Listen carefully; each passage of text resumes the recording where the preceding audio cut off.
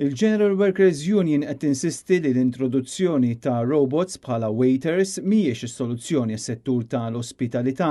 Fi stqarrija l-Union fakret li t-turiżmu isostni madwar 48,000 impjieg u jirrappreżenta aktar minn 10% tal-prodott gross domestiku ta' Malta u s-suċċess tiegħu jiddependi fuq l-ospitalità, il-komunikazzjoni u l-attenzjoni personali li ħaddiema jagħtu lill-klijenti.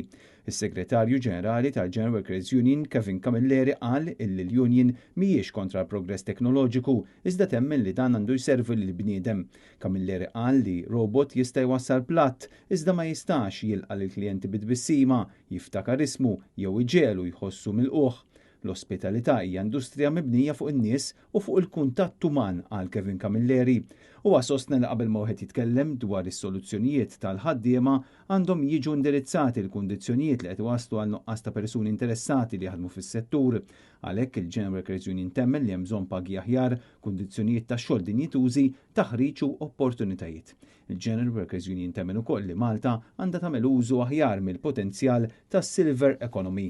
Ħaddiema akbar fl-età għandhom esperjenza u ħiliet sewja li jistgħu jibqgħu jikkontribwixxu permezz ta' xogħol flessibbli, taħriġ kontinwu u skemi li jiffaċilitaw it-tranzizzjoni gradwali lejn l-irtirar.